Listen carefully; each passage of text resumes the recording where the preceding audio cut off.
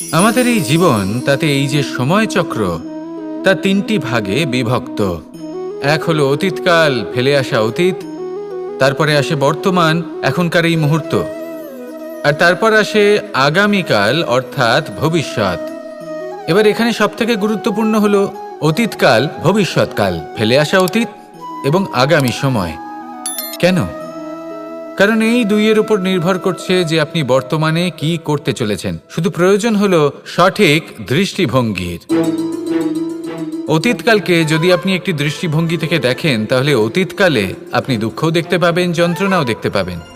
অন্য কোনো দৃষ্টিভঙ্গি থেকে দেখলে আপনি অতীতকাল থেকে শিক্ষাও লাভ করবেন।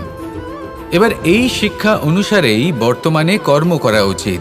এবং যদি ভবিষ্যতের কথা বলি, তাহলে বলবো ভবিষ্যতের কথা ভেবে আপনি আজ অবশ্যই চিন্তিত হতে পারেন।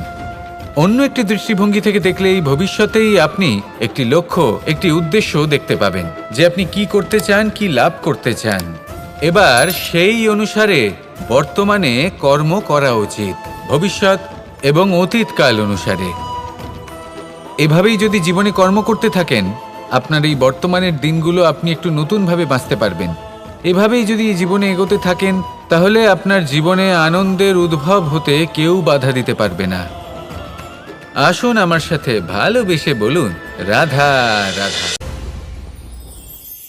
রামধনু আমাদের সকলের প্রিয়।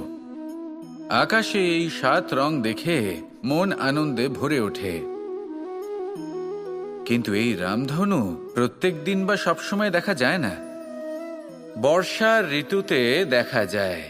যদি আপনি এই 7টি রং দেখতে চান, এর আনন্দ উপভোগ করতে চান, তাহলে বর্ষাকে সহ্য করতে হবে। সেই তীব্র বায়ু সহ্য করতে হবে যা বর্ষা ঋতুতে প্রবাহিত হয়। ঠিক সেভাবেই যদি জীবনে 7টি রঙের সুখ অনুভব করতে হয়, তাহলে সমস্যার বর্ষণও সহ্য করতেই হবে। তবেই তো সেটা লাভ করতে পারবেন। মনে রাখবেন, একটি ছোট্ট শিশু যখন তার খিদে পায়, তখন কিন্তু সে নিজে মাকে সেটা জানাতে পারে না, বলতেও পারে না।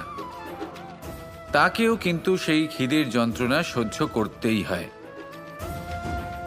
আর যখন সেই যন্ত্রণায় সে কাঁদতে থাকে, তখন মা বুঝতে পারেন যে সেই ছোট্ট শিশুটির তো খিদে পেয়েছে।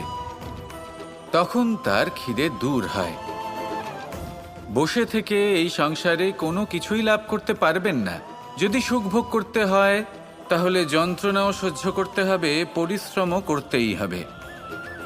তাহলে সাহসের সাথে সব যন্ত্রণার সম্মুখীন হন, শৌর্যের সাথে পরিশ্রম করুন, আর আমার সাথে ভালোবেসে বলুন, রাধা রাধা।